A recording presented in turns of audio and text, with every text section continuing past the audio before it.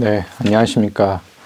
오늘 바이든 행정부의 대중군사안보 정책 지속과 변화라는 주제로 브리프를 맡게 된 세종연구소 정재영 연구위원입니다.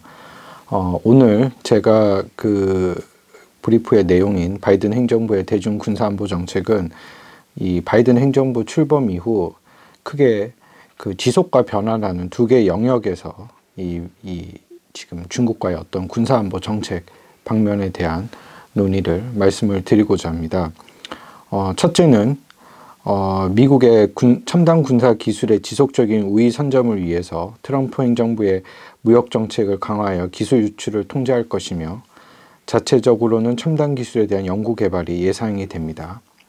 그리고 둘째는 향후에 미국에 있어서의 가장 큰 군사적 안보적 위협이 되는 중국의 부상에 있어서 트럼프 행정부가 추진하였던 핵 전략을 대폭 수정하여 글로벌 전략적 안정을 추구할 것으로 보여집니다. 그러므로 하여서 미국의 그 향후 대중국 군사안보 정책의 지속과 변화는 사실상 한국한테 상당한 큰 질문 혹은 우리가 앞으로 어떤 이러한 이 미중의 군사안보 분야의 변화에 있어서 앞으로 한국이 어떻게 나가야 될지에 대한 어떤 이제 고민을 주게 됩니다. 그래서 이러한 고민들도 같이 말씀을 드리고자 합니다. 사실상 그 트럼프 행정부 출범 이후에 미중 간의 본격적인 그 전면적인 이제 경쟁이 시작이 되었고요. 그리고 그것이 사실상 바이든 행정부 출범 이후에 특히 국방안보 분야는 그 중국 임무팀이라고 차이나 태스크 포스가 미 국방 펜타곤에 만들어졌습니다. 그리고 나서 바이든 행정부에서도 특히 이제 국방안보 정책에 대한 전반적인 리뷰가 끝났습니다. 그래서 그런 리뷰가 끝났고 그러한 리뷰에 있어서 이제 큰 틀에서 이제 두 가지 이제 말씀을 드릴 수가 있는데 그것이 이제 지속과 이제 변화의 측면이라고 할 수 있습니다. 그래서 이제 그 지속과 변화의 이 두 측면에서 저는 먼저 이제 지속을 말씀을 드리고 그리고 나서 이제 변화의 측면을 좀 말씀을 드리겠습니다. 근데 이제 바이든 행정부가 특히 이 대중국 정책을 매우 중요시하고 있고 인도 태평양 전략을 본격화하면서 특히 이제 블링컨 미 국무장관이 이 중국과의 대응의 관점에서 미국은 경쟁을 해야 할 때는 할 것이며 협력을 필요로 한다면 협력을 할 것이나 적대적일 때는 반드시 적대적으로 대응할 것이다. 이런 언급을 하고 있습니다. 그거는 다르게 말하면 특히 이 군사안보 분야에서 앞으로 미국과 중국이 상당한 경쟁 혹은 갈등이 나타날 가능성이 크다라고 말씀을 드릴 수가 있습니다. 그럼 바이든 행정부가 과거 트럼프 행정부에 있어서의 어떤 대중국 군사안보 정책의 지속적인 측면은 어떤 면이 있을까요? 거기에 있어서 가장 중요한 부분은 이 중국의 군민융합 정책의 무력화와 미국의 첨단 기술 우위 정책입니다. 그건 다르게 말하면 트럼프 행정부와 바이든 행정부에 있어서 지금 중국이 추진하고 있는 국민융합 정책에 대해서 상당히 미국은 여기에 대한 대비를 해야 된다고 생각을 하고 있고 특히 중국이 이러한 국민융합 정책을 통해서 상당히 빠른 속도로 특히 미사일이라든지 우주, 항공 이런 비대칭 전략에서 상당한 발전을 보여주고 있다라고 보고 있는 것 같습니다. 그래서 미국은 그 중국의 어떤 그 특히 군사과학 기술, 첨단 기술, 특히 이런 비대칭 전략, 미사일이라든지 우주, 사이버 이런 분야에 대해서 앞으로 적극적인 방어를 조치를 취할 것이고 특히 미국이 첨단 산업 기술 우위를 통해서 이러한 중국과의 이 전략적 경쟁에서 우위를 지켜나가겠다라는 것이 이 기본적인 바이든 행정부의 기본 지속적인 측면인 것 같습니다. 그래서 향후에 바이든 행정부는 국방 예산이라든지 첨단 과학 기술 분야 그리고 4차 산업 분야 이런 분야에 상당한 투자가 예상이 됩니다. 그러면 변화는 무엇인가? 변화에 있어서 가장 큰 측면은 미중 간에 나타나고 있는 미사일 간극 형상과 핵무기 정책의 재조정입니다. 그거는 특히 이제 트럼프 행정부 들어와서 트럼프 행정부가 지금 제일 중국과의 어떤 이제 군사안보 정책에서 가장 중점을 두었던 게 중국이 보유하고 있는 탄도미사일 분야, 중장거리 미사일 분야입니다. 특히 중국이 갖고 있는 다량의 이제 중장거리 미사일로 인해서 미군의 어떤 군사력이 제1도련선 안으로 들어오기가 갈수록 어려워지고 있는 상황입니다. 그렇기 때문에 미국 입장에서는 어떻게 하든 중국의 이런 미사일 전략, 특히 중장거리 미사일을 억제해야 된다고 판단을 했고, 그래서 트럼프 정부에서는 INF 조약을 파기를 하고 중거리 핵 전략 새로운 중국을 참여를 요청을 했습니다. 하지만 이제 중국은 거기에 거부를 했고, 그러한 차원에서 지금 미국과 중국 간에 특히 이런 어떤 핵 구축, 핵무기, 미사일 방어 이런 분야에서 상당한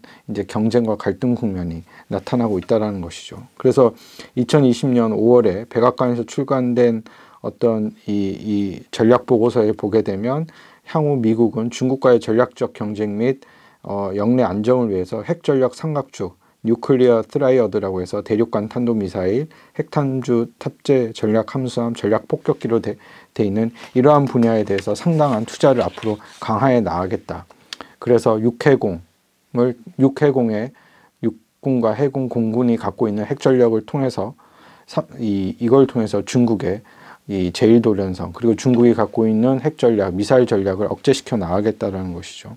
근데 이러한 전략이 바이든 행정부 들어와서는 핵무기 조약의 조정으로 나타나고 있다는 것이죠. 특히 이제 바이든 행정부는 오바마 행정부가 얘기했던 핵무기 없는 세상, 프리 오브 뉴클리어 웨펀이라는 걸 통해서 어떻게 핵무기를 지금 전략적 감축을 추진을 한다는 것입니다. 그리고 최근에 이제 미국 의회에서 통과된 마키 리우 법안에 따르면 과거와는 다르게 대통령의 핵무기 공격에 있어서도 이제는 권한을 제한하는 방안을 두겠다라고 하고 있다는 것이죠. 근데 거기에 반해서 최근에 이제 시진핑 정부에 들어와서 중국은 군 현대화와 강군의 꿈을 본격화하기 시작했다는 것입니다. 그래서 작년에 이제 19기 오중전회를 통해서 중국군이 창군 인민해방군 100주년이 되는 2027년까지 중국군 현대화를 달성하겠다라는 결정을 내렸고, 그래서 앞으로 중국은 2027년, 그러니까 중국군 현대화를 2027년까지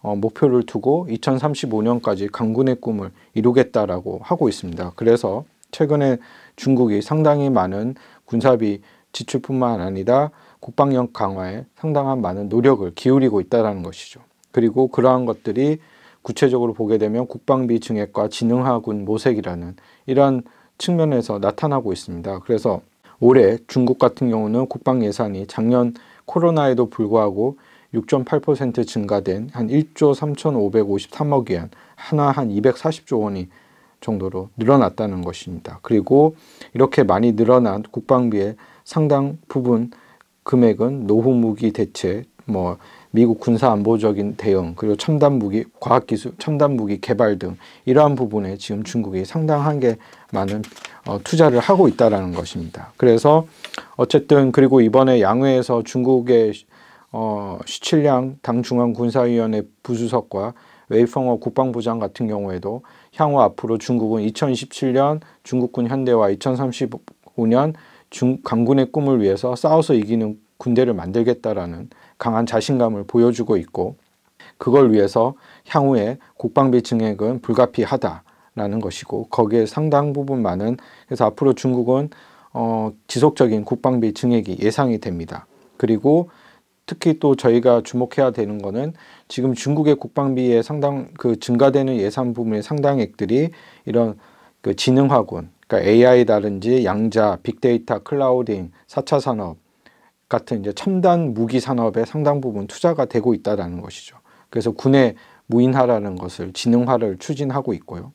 그리고 핵항공모함이라든지 이지스함이라든지 전략폭격기, 그리고 미사일, 우주, 인공지능, 전자전, 지능화, 로봇군, 이렇게 같이 이 미래전에 있어서도 중국이 상당히 많은 투자를 하고 있다는 것입니다. 그래서 향후 중국은 이런 어떤 미래전을 대비하고 싸워서 이기는 군대, 강군의 꿈을 대비하기 위해서 상당 부분 많은 국방비 투자와 역량을 강화하고 있습니다. 그렇기 때문에 중국군이 지금 이렇게 얘기한 것처럼 2027년 중국군의 현대화와 2035년 강군의 꿈을 이러한 목표대로 추진한다고 하면 적어도 2027년대 중반대에는 상당한 수준의 전투력을 갖춘 군대를 보유할 수 있지 않을까. 그리고 제1도련선 뿐만 아니라 제2도련선 내에서도 미군이 영내 지역에 개입하기가 더욱 어려워질 수 있다는 것이죠. 그러한 것들이 아까 바이든 행정부에서 나타나는 변화에 반해서는 중국은 거기와는 다르게 상당히 국방비에 대한 증액을 높이고 있고 국방력을 강화시켜 나가고 있다는 그런 특징을 보여주고 있습니다. 결론은 이제 이러한 미국과 중국의 군사안보적 경쟁, 그리고 바이든 행정부의 군사안보 정책의 변화와 중국의 어떤 군사안보 정책의 변화들이 향후에 영내 지역에서는 상당 부분 군비 경쟁이라든지 군사안보적인 긴장의 고조들로 이어질 가능성이 있다. 특히 남중국해라든지 센카쿠, 대만, 그리고 이 한반도로 해가지고 제1도련선 내에서 상당 부분 이 군사적인 긴장의 고조가 나타날 가능성이 있다는 것입니다. 그래서 향후에 이러한 측면을 봤을 때 우리가 앞으로 가야 할 방향은 무엇이냐, 이런 미국과 중국의 군사안보적 경쟁의 구조 속에서는.